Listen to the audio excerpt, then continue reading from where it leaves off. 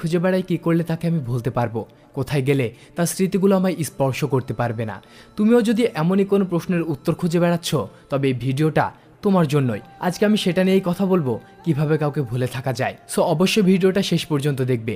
আমি 200% গ্যারান্টি দিচ্ছি আজকের পর থেকে তুমি তাকে ভুলে থাকতে পারবে। কথাগুলো ভালো লাগলে লাইক দিও, আর কোনো প্রশ্ন থাকলে কমেন্ট করতে পারো। আর আমার সাথে ব্যক্তিগতভাবে কথা বলতে চাইলে যোগাযোগ করতে পারো আমার ব্যক্তিগত ফেসবুক পেজে, চাইলে ফলো করতে পারো আমাকে ইনস্টাগ্রামে। আমার সমস্ত সোশ্যাল লিঙ্ক ভিডিও ডিসক্রিপশনে দেওয়া আছে। তোমরা অনেকে আমার সাথে ডাইরেক্ট কল দিয়ে কথা বলার জন্য আমার ফোন নম্বর, হোয়াটসঅ্যাপ বা ইমো নম্বর চেয়ে থাকো। I am extremely sorry. প্রতিদিন প্রতি রাতে এত পরিমাণ মেসেজ আসে আমার পেজের ইনবক্সে যে তারা যদি রীতিমতো আমাকে কল করতে শুরু করে তো আমি শেষ। আমার ব্যক্তিগত জীবনটা আসলেই খুব ব্যস্ততার, তবু এমন কোনো কমেন্ট বা এমন কোনো মেসেজ নেই যেটার রিপ্লাই আমি দেই না। আর এখন ফেসবুক পেজে অডিও কলে কথা বলার সুবিধা রয়েছে। আপাতত এটাই চলতে থাকুক। আল্লাহ যদি সহায় থাকেন তো নিশ্চয়ই তোমরা আমার সাথে সরাসরি কথা বলতে পারবে ইনশাল্লাহ। By the way, come to the point. First of all একটা কথা ক্লিয়ার করে দেই, মানুষ কখনোই কাউকে চিরদিনের জন্য ভুলে যেতে পারে না।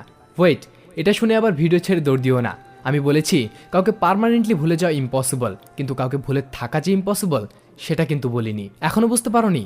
আচ্ছা, ডিটেলসে বলছি। মানুষ ভুলে যেতে পারে বলেই বেঁচে থাকতে পারে, নয়তো প্রতিনিয়ত আমাদের সাথে যে অনাকাঙ্ক্ষিত ঘটনাগুলো ঘটে সেগুলো বারবার মনে পড়ার কারণেই আমাদের ব্রেন ডেথ হয়ে যেত। কাউকে ভুলে থাকার 3টা রাস্তা আছে। 1, বাস্তবতা মেনে নেওয়া। 2, নিজেকে সবসময় ব্যস্ত রাখা। 3, বদলে ফেলা। 1, বাস্তবতা মেনে নেওয়া। ওয়েল, এটা বলতে কি বোঝাতে চেয়েছি? সাপোজ আল্লাহ না করুক, ধরো তোমার মা অথবা বাবা মারা গেলেন, কিংবা তুমি নিজেই মারা গেলে। তুমি তাদের শোকে ঠিক কতদিন কাঁদবে, অথবা তারাই বা তোমার শোকে কতদিন কাঁদবে? 1 সপ্তাহ, 1 মাস, 6 মাস? আমার তো মনে হয় না 1 বছর অবধি কেউ কারো শোকে কাঁদে। দেখো, কয়েকদিন তোমার খুব খারাপ লাগবে, বাড়িটা ফাঁকা ফাঁকা লাগবে, কয়েকদিন খুব কাঁদবে, তবে দিন যেতে যেতে তুমি এটা মেনে নেবে যে মৃত্যুটাই স্বাভাবিক, বেঁচে থাকাটাই আশ্চর্যের। এটাই প্রথম ধাপ কাউকে ভুলে থাকার। হয়তো মাঝে মাঝে খারাপ লাগতে পারে, কিন্তু এতটা কষ্ট হবে না, কারণ তুমি মেনে নিয়েছো সে তোমার ভাগ্যে ছিল না। এটাই বাস্তব সত্য।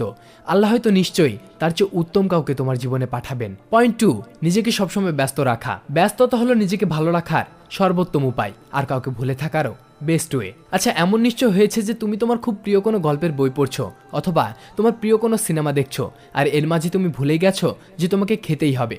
হয় না এমন যে একটা কাজ করতে গিয়ে আরেকটা ভুলে গেছো? আচ্ছা, সেটাও বাদ।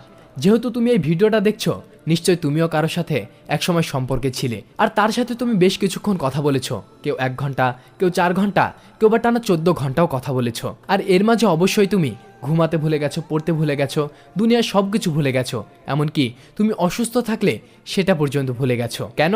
কারণ সে সময় তুমি শুধুমাত্র তাকে নিয়ে ব্যস্ত ছিলে। একটা মানুষের ব্যস্ততা যদি তোমায় গোটা দুনিয়া, ইহকাল ও পরকালের সবকিছু ভুলিয়ে দিতে পারে, শারীরিক মানসিক সমস্ত যন্ত্রণা ভুলিয়ে দিতে পারে, এমনকি তোমার সৃষ্টিকর্তাকে পর্যন্ত ভুলিয়ে দিতে পারে, তাহলে এই গোটা দুনিয়া কি একটা মানুষকে ভোলানোর জন্য যথেষ্ট নয়? এখন অনেকেই বলবে, ভাইয়া সবকিছু ছেড়ে সবসময় শুধু তাকেই সময় দিয়েছি, তাই সবসময় শুধু তাকেই মনে পড়ে, আমার সমস্তটা জুড়ে শুধু সে। আসলেই কি তাই? মোটেও না। সবকিছু ছেড়ে সবসময় তুমি শুধু তাকে প্রায়োরিটি দিয়েছিলে, আর আজও দিয়ে যাচ্ছ। তাই তুমি আজও তার শূন্যতা কাটিয়ে উঠতে পারছো না। Grow up man. এবার নিজেকে প্রায়োরিটি দেওয়ার সময় এসেছে। সবকিছু বাদ দিয়ে নিজেকে ভালোবাসো, নিজেকে সময় দাও।